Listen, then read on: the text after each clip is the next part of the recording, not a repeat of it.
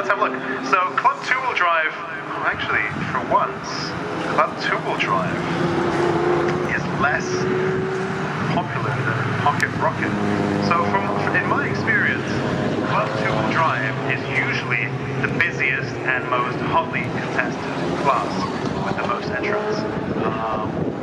And I think the reason for that is, I'm into cars, you're into cars, we're all into cars here, and like we said, time attack classing is a sliding scale, and the lower classes are really for cars that aren't that modified. So, once you've gone beyond coilovers and a remake, then you're effectively, you've gone outside the bubble. And let's say your engine size is bigger than 2 liters, right? Then let's also say you're not in a retro car. So you've built something that is over 2 liters, and it's quite an elaborate build. There's quite a lot going on, and it's not super old school. What that means is that puts you slap bang into club class. So chances are, if you've built something already, it will be eligible for Club 2-wheel drive, or Club 4-wheel drive, of course. So that's, I feel, why we see quite... Oh, Samuel Pickering's got off in a bit. He's off mowing the lawn around the outside of Surtees. It did look a little bit overgrown there, so I think he's done MSV a favor by giving that grass a trim. So he's just waiting for that traffic to go around, which is very good, very responsible. And I think we've seen Samuel Pickering really come on leaps and bounds on his time attack journey from back in the days of Roman's Run to now being Club 4-wheel drive front runner.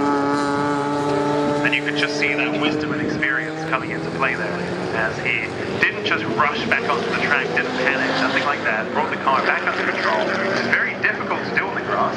This is how I totaled my time attack car, was going onto the grass and then straight into a wall. But Samuel Pickering there managing to bring everything back under control, cool everything down, and just wait for that traffic to pass, watching his mirrors before rejoining the circuit. And he now comes into the pits just to have everything checked over. You can see his crew there, making sure his aero is still good. And of course, everything here on this car is pretty much DIY. All the composites, all the panels, all the aero is gives a thumbs up there from the crew. So they look around the car, everything seems good. And back out onto the track he goes, does Samuel Pickering in that very DIY, all composite bodied Subaru Impreza VC racing machine. Now, elsewhere, we also have, here we go, this is interesting.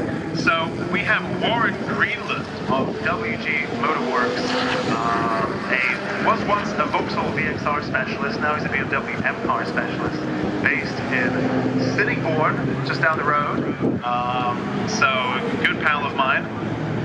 And he has this very rare touring car bodied Vauxhall Astra VXR. So it looks like a grey Astra from the side, but if you take a closer look, it's actually a very, very interesting build, all rose jointed. It's very much like a touring car, and you can see the flags being waved. Now I think that might be for slippery surface. I can see some wipers are activated on cars. Yep, so we have wipers on for David Lawrence, wipers on for everybody. So the rain is now beginning to come down, and Brands Hatch was only just resurfaced in March, so it's a nice new surface. And of course now we've got rain as well. We haven't even got proper rain, we've got that horrible greasy semi-rain, which is why I imagine the slippery surface flags are out, because when you're dealing with full-on rain, you know what you're dealing with. When you're dealing with a fully dry track, you know what you're dealing with. When you're dealing with a track that's a little bit wet, a little bit dry, a little bit greasy, a little bit, it's half wet on one side, dry on the other side, and that kind of keeps shifting around. Those are the conditions, really, that are the most unpredictable to drive in. Because rain is rain. If you've got a real downpour, you put on your wet tires, and you know what you're dealing with. When the weather's changeable like this, and you can see, I look to one side of the circuit and it's raining, and then I can see it on the windows. And I look to the other side of the circuit and there's no rain. Half the circuit's wet, half the circuit's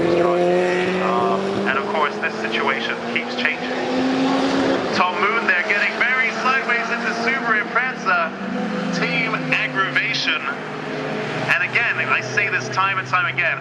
We are going to see people getting crossed over coming into Graham Hill. And in fact, I don't want to toot my own horn, but I've been saying all day, you know, you've got that combination of big braking zone, downhill, the front end of the car is loaded up, the rear end goes light. You throw rain into the mixture, and we're going to see a lot of slipping and sliding. We can see some drivers just being very, very careful around there. They've understood that it's pretty slippery there. Chris Williams in the Honda Civic flicks on his headlights to signal that he's on a hot lap now. And so you look towards Graham Hill and you throw some rain into the mix, and it's going to get very, very greasy there. So we saw Tom Boone getting very sideways in that Subaru Impreza, managing to collect it beautifully. And the other drivers, having understood, it's pretty slippy around there. Taking it very easy. Let's see whether Tom Moon does it again. Again, he wobbles around. Doesn't quite get the same slip angle as before. You can see a few cars bunching up there. The drivers really racking their brains how to best handle Graham Hill. The Ford Escort there as well, threading its way through there carefully. This is really one of the most challenging corners here. I worry the most about how to kill it myself, owing to the speed and wide apex and the gravel on the outside. But technically, it's not a very difficult corner to get your head around. Graham Hill is one that looks pretty simple, but it's one that really does require a bit of thought and finesse to get right. Always very downhill braking zone. Let's have a look at some lap times then. Again, bearing in mind this is qualifying, so these do now count. So at the top of the leaderboard, leading the way in Club 2-wheel drive, is the number 171 machine of Mike Andrew, the Team BC Racing Honda Civic. There he goes to begin his next lap, that EK9 chassis. And I think he used the time attack for this year, but really hit the ground running very fast is Mike Andrew with a 52.6. And of course, if the weather does get worse, then these lap times are not going to improve, which is why it's so important, especially if there's a possibility of rain. You know, people want to, it's tempting to kind of let the others go out first and, you know, tire themselves out, and then you can go out afterwards onto a clear track. The problem with doing so is that if it begins to rain in the meantime, then you've missed your window of opportunity to set a fast lap. So this is why it's so important, despite the temptation, to go out and do what's called a banker lap, so that you just have a lap that is in the bank in case the rain does come. Tom Moon again, tiny little bit of slip there in that Subaru Impreza Estate. Takes a nice bite out of the curb on the inside of Graham Hill. And drivers generally behaving through there. That wonderful little Ford Escort XR3i of Mark Donnelly Racing, carrying loads of pace through Surtees and into McLaren. And of course, this is a very, very light car, probably one of the lightest that we have here. As things get heavier and heavier as the decades move on, you know, you take a car from the past and it's going to have quite an advantage in terms of weight. And you can just see that by how much speed and confidence he carried through Surtees and McLaren. Samuel Pickering going very slowly on the outside of Graham Hill. Everybody there bunching up a little bit. It's such a tricky one to pass on. David Lawrence doing the same thing, which is a bit unusual. Graham Hill, a very tricky corner.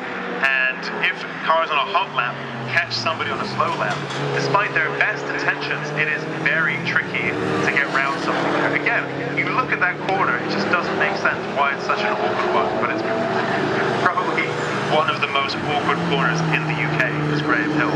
And even then, you know, you'd think, well, you're in a slow lap, just get out of the way. It's not that easy.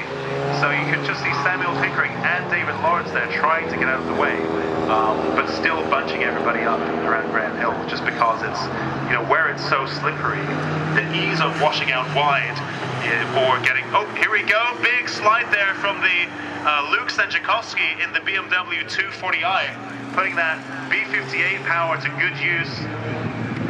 Sliding perhaps not through power, but just through that very funny weight situation that happens coming into Graham Hill.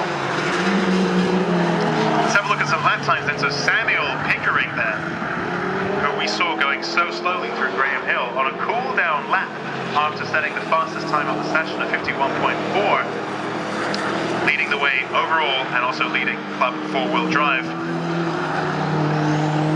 Meanwhile, Mike Andrew in that Honda Civic, 52.8 second fastest overall, but good enough to lead Club 2-wheel drive again. That hotly contested Club 2-wheel drive.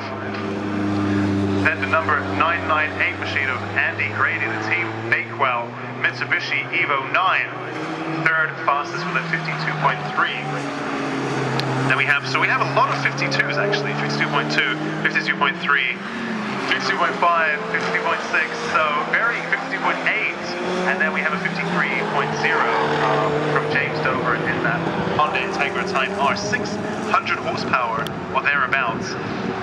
And of course, this is the quirk of running a tiny little circuit like this, 1 mile only, is that the drivers don't have enough distance to put much time between each other. So the gaps are disproportionately small here at Brands Hatch Indy because the circuit is so tiny. Now you scale this up to a normal track like Snetterton, where the track is 2 or 3 times longer depending on the layout, and there you see the gaps that we might expect. But here everybody's so bunched up around this tiny little track that what it means is the lap times are also very close. Johnny Fletcher there in that Vauxhall Astra GSI, absolute time attack veteran, third fastest in Club 2-wheel drive, 5th fastest overall. There am I just being displaced by James Dover.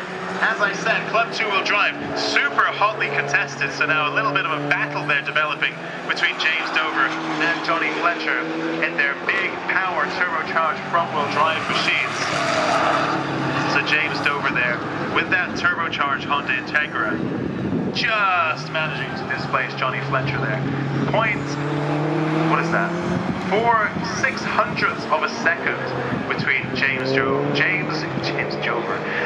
Dover and Johnny Fletcher. So an interesting little battle developing there with 1.5 minutes remaining in this session.